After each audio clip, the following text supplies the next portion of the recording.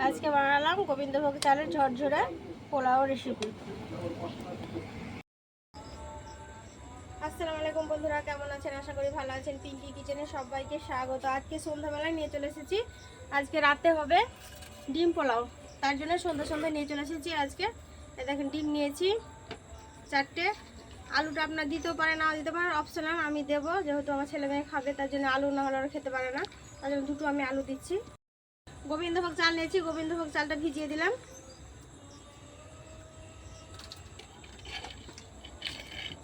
প্রথমে আমি উনুনটা জেলে নেবো।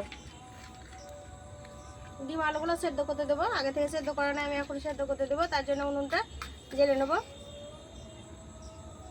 উনুনটা জেলে নিয়েছি, কড়া বসিয়ে দিলাম, পানি দিয়ে দেবো।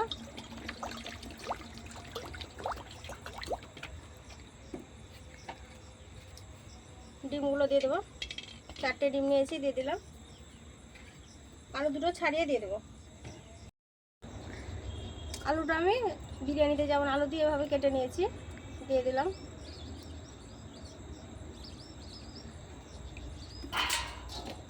আজকে গোবিন্দভোগ চালের ডিম পোলাও হবে, তার জন্য নুন দিয়ে দিলাম। সেদ্ধ হয়ে যাবে ডিমটা, তাহলে নুনটা দিয়ে দিলে সেদ্ধ হয়ে যাবে তাড়াতাড়ি, ফোড়াটাও ছেড়ে যাবে। এবার ডিমটা সেদ্ধ হয়ে গেলে ঢাকা দিয়ে দেবো 10 মিনিটের জন্য। হয়ে গেছে, ঢাকাটা উঠিয়ে নেবো। ডিম আলুটা ভালো করে সেদ্ধ হয়ে গেছে, উঠিয়ে নেবো।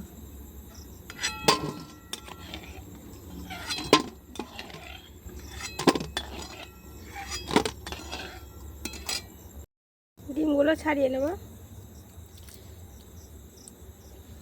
কড়াটা পরিষ্কার করে চাপিয়ে দিয়েছি, কড়াতে দিয়ে দেবো সাদা তেল।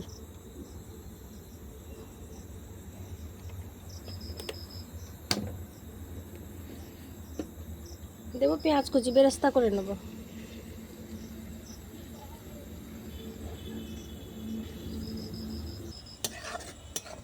বেরেস্তাটা ভাজা হয়ে গেছে, বাদামি কালার করে উঠিয়ে নেব।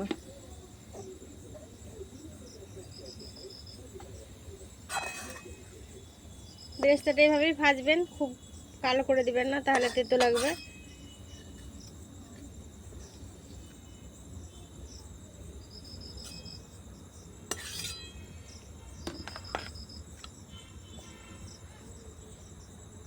এবার ডিমগুলো ভেজে নেব।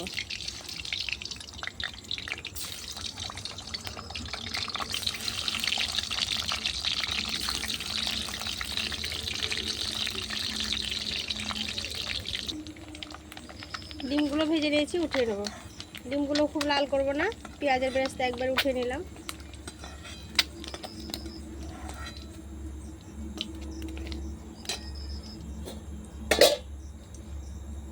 এবার যে দুটো আলু সেদ্ধ করে রেখেছিলাম, আলুগুলো ভেজে নেব লাল করে।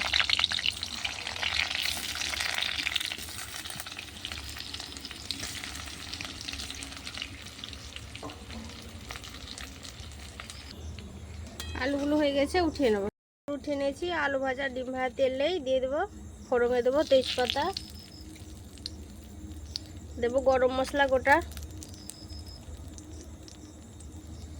দেবো পেঁয়াজ কুচি,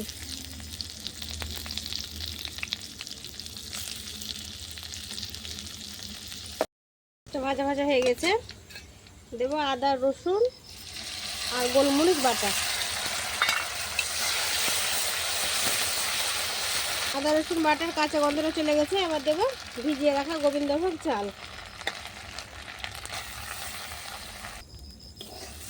চালটাকে বন্ধুরা ভালো করে ভেজে নেবেন। চালটা যত ভালো ভাজবেন তত ঝরঝরে হবে পোলাওটা, আর খেতে তত ভালো লাগবে। গোবিন্দভোগ চাল যেহেতু ভাজলে বেশি ভালো হয়, যত ভাজবেন তত ভালো হবে। কেউ যদি ইউটিউব থেকে দেখে থাকেন অবশ্যই সাবস্ক্রাইব করবেন, পাশের বেল আইকনটিতে ক্লিক করে রাখবেন, যাতে আমি ভিডিও ছাড়ার সাথে সাথে নোটিফিকেশানটা আপনাদের কাছে সর্বপ্রথম পৌঁছে যায়। আর কেউ যদি ফেসবুক পেজ থেকে দেখে থাকেন একটা লাইক দিয়ে সাথে থাকবেন।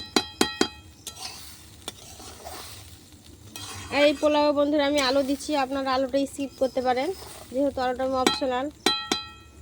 আমার ছেলে মেয়ে ভালোবাসে, তাই জন্য আমি দিলাম আলুটা, নাহলে পোলাও খেতে পছন্দ করে না।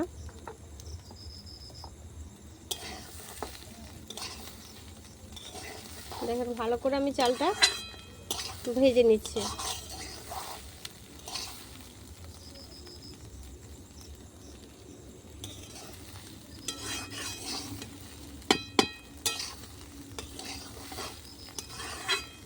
চালটা যত ভালো ভাজবেন তত ভালো হবে। এই দেখেন কত সুন্দর করে আমি ভেজে নিয়েছি, দেখে বুঝতে পারছেন আপনারা যে কত সুন্দর আমার ভাজা হয়ে গেছে চালটা।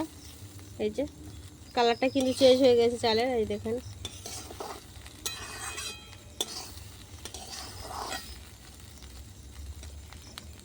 চালটার সাথে ভেজে রাখা আলুগুলো কিন্তু দিয়ে দেবো।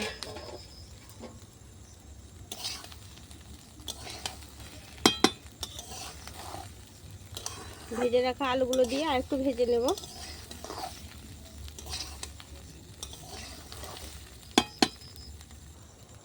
এই কাপ মেপে কিন্তু আমি 1.5 কাপ চাল দিয়েছিলাম, 3 কাপ দেবো পানি।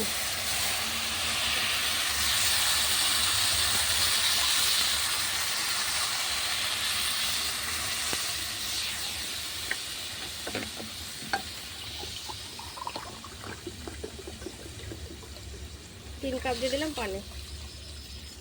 1.5 কাপ চাল দিয়েছি, তার জন্য আমি 3 কাপ পানি দিলাম।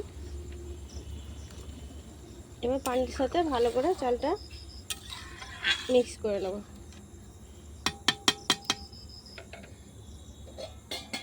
এবার ফুটার জন্য 2 মিনিটের জন্য ঢাকা দিয়ে দেবো।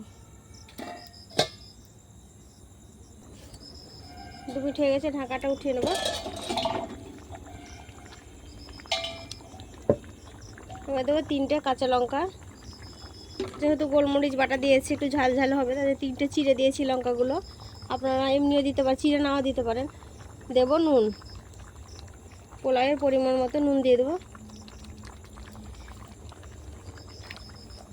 এবার একবার নেড়ে নেবো, মিক্স করে দেবো।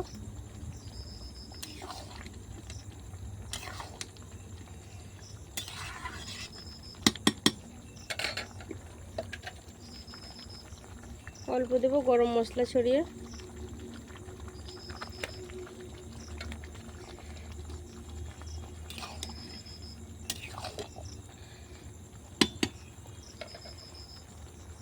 এবার দিয়ে দেবো ডিমগুলো, উপর থেকে বেরেস্তাগুলো ছাড়িয়ে দেবো, ছড়িয়ে দিয়ে দেবো পুরোটাই।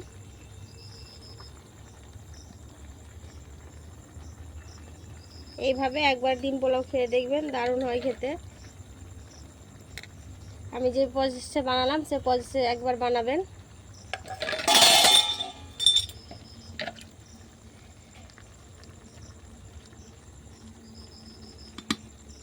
এবার আবারও 2 মিনিটের জন্য ঢাকা দিয়ে দেবো। 2 মিনিট পর আবার নেড়ে দেবো। আবার 2 মিনিট হয়েছে, ঢাকাটা উঠিয়ে নেবো। এবার 4 চামচ, হাফ চামচের দেবো চিনি। চিনিটা আপনারা বেশিও দিতে পারেন, কমও দিতে পারেন।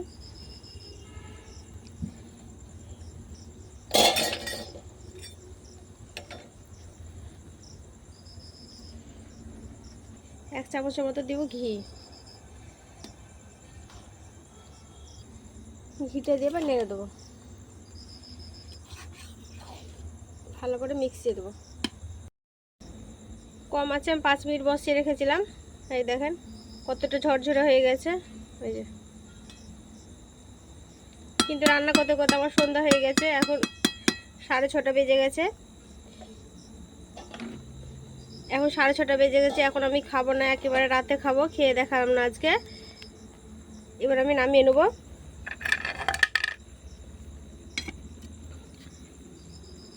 এদিকে নামিয়ে নিলাম। পুরো রেসিপিটা দেখলে যদি ভালো লাগে অবশ্যই লাইক করবেন, শেয়ার করবেন, সাবস্ক্রাইব করে পাশে থাকবেন। সুস্থ থাকবেন, সাবধানে থাকবেন। আবারও পরবর্তী অন্য কোনো রেসিপি নিয়ে আপনাদের সাথে দেখা হবে।